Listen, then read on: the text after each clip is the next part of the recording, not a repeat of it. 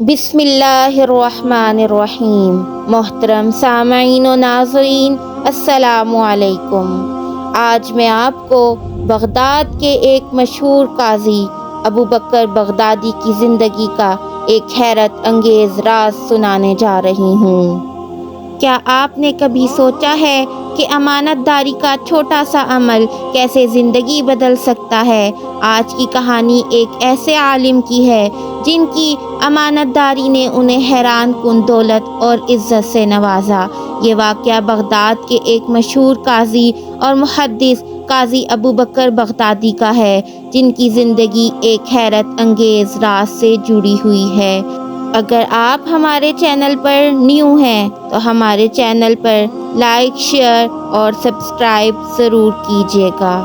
آج سے تقریباً 700 سال پہلے بغداد میں ایک عظیم عالم دین قاضی ابو بکر بغدادی رہتے تھے۔ وہ نہ صرف ایک قاضی تھے بلکہ بلند پایہ محدث اور شاندار مقرر بھی تھے۔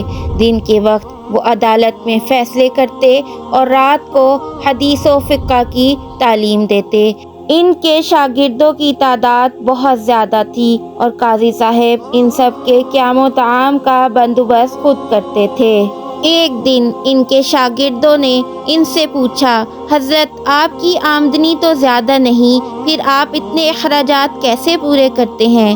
قاضی صاحب مسکرا کر بولے، یہ ایک راز ہے، لیکن اس راز کو سمجھنے کے لیے تمہیں میری جوانی کے کچھ عجیب و غریب واقعات سننے ہوں گے۔ پھر انہوں نے اپنی زندگی کا ایک حیرت انگیز واقعہ بیان کرنا شروع کیا۔ قاضی صاحب نے بتایا کہ جب وہ جوان تھے، علم دین کی پیاس بجھانے کے لیے وہ بغداد سے مکہ مکرمہ جانے کا ارادہ رکھتے تھے۔ ان کے 3 ساتھیوں نے ساتھ جانے سے انکار کر دیا، مگر وہ اکیلے ہی رخت سفر باندھ کر مکہ پہنچ گئے۔ وہاں ایک عظیم عالم شیخ عبداللہ عزام کا بڑا چرچا تھا، مگر بدقسمتی سے وہ بیمار تھے اور ان کا درس موقوف تھا۔ قاضی ابو بکر نے مکہ میں رہ کر دوسرے علماء سے علم حاصل کرنے کا فیصلہ کیا، مگر کچھ ہی دنوں میں ان کے پاس موجود کھانے پینے کا سارا سامان ختم ہو گیا۔ فاقے کی نوبت آ گئی، مگر وہ صبر کے ساتھ علم حاصل کرنے میں لگے رہے۔ ایک دن جب وہ شدید بھوک کی حالت میں باہر نکلے تو انہیں راستے میں ایک ریشمی تھیلی پڑی ملی۔ جب انہوں نے تھیلی کھولی تو اندر ایک انتہائی قیمتی ہار تھا جو سفید چمکتے موتیوں سے بنا ہوا تھا۔ وہ سمجھ گئے کہ یہ کسی کا قیمتی خزانہ ہے۔ کچھ دیر بعد ایک بوڑھا شخص مکہ کی گلیوں میں اپنے ساتھیوں کے ساتھ گھوم رہا تھا اور بلند آواز میں اعلان کر رہا تھا، میری ایک قیمتی تھیلی کھو گئی ہے، اس میں ہمارا خاندانی ہار تھا، جو شخص وہ واپس کرے گا میں اسے 500 دینار انعام دوں گا۔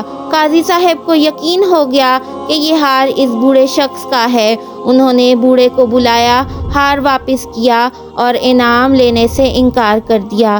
بوڑھا حیران رہ گیا، بار بار اصرار کرنے لگا کہ وہ دینار قبول کر لیں، مگر قاضی ابو بکر نے کہا، یہ میرا فرض تھا، میں اپنی نیکی فروخت نہیں کرتا۔ بوڑھے نے مجبور ہو کر دینار ان کے پاس چھوڑ دیے اور چلا گیا۔ مجبوراً ان دیناروں کے سوا ان کے پاس کچھ بھی نہ تھا، اس لیے ان دیناروں سے کچھ عرصے تک ان کی ضروریات پوری ہوتی رہیں اور وہ شیخ عبداللہ عزام کے درس میں شامل ہو کر علم حاصل کرتے رہے۔ پھر جب تعلیم مکمل ہوئی تو وہ بغداد واپس جانے کے لیے ایک کشتی میں سوار ہو گئے، مگر راستے میں شدید طوفان آیا اور کشتی ڈوب گئی۔ قاضی ابو بکر ایک لکڑی کے تختے سے چمٹے رہے اور آخرکار ایک جزیرے پر جا پہنچے۔ جزیرے پر مسلمان رہتے تھے، مگر انہیں قرآن پڑھنا نہیں آتا تھا۔ جب قاضی صاحب نے وہاں قرآن پڑھا تو لوگ ان کے پاس آئے اور درخواست کی کہ وہ انہیں قرآن پڑھنا اور لکھنا سکھائیں۔ وہاں کے لوگ ان سے بہت محبت کرنے لگے۔ کچھ عرصے کے بعد اہل جزیرہ نے ان سے کہا کہ وہ ایک یتیم لڑکی سے نکاح کر لیں جو نہایت نیک سیرت اور مالدار ہے۔ قاضی ابو بکر نے کافی انکار کیا، مگر لوگوں کے اصرار پر آخرکار راضی ہو گئے۔ جب نکاح کی رات آئی تو وہ یہ دیکھ کر حیران ہو گئے کہ ان کی بیوی کے گلے میں وہی ہار تھا جو انہوں نے مکہ میں اس بوڑھے شخص کو واپس کیا تھا۔ یہ دیکھ کر وہ حیرت سے ڈوب گئے اور اہل جزیرہ سے پوچھا کہ یہ ہار کیسے یہاں آیا؟ تب انہوں نے بتایا کہ وہ بوڑھا شخص جس نے یہ ہار کھویا تھا اس لڑکی کا والد تھا اور اکثر دعا کیا کرتا تھا، یا اللہ، جس نیک شخص نے میرا ہار مجھے واپس کیا تھا مجھے اس سے دوبارہ ملا دے تاکہ میں اپنی بیٹی کا نکاح اس سے کر سکوں۔ اللہ تعالیٰ نے اس دعا کو قبول کیا اور انہیں اسی جزیرے میں لے آیا۔ قاضی صاحب نے اس جزیرے پر بہت خوشگوار زندگی گزاری۔ بعد ازاں ان کی بیوی کا انتقال ہو گیا اور وہ تنہا ہو گئے، اس لیے انہوں نے واپس بغداد جانے کا ارادہ کیا۔ قاضی ابوبکر نے وہ جزیرہ چھوڑنے سے پہلے اپنی بیوی کے والد کا دیا ہوا ہار اپنے پاس رکھ لیا۔ بعد میں جب وہ بغداد واپس آئے تو ایک تاجر نے وہ ہار کئی لاکھ دینار میں خرید لیا۔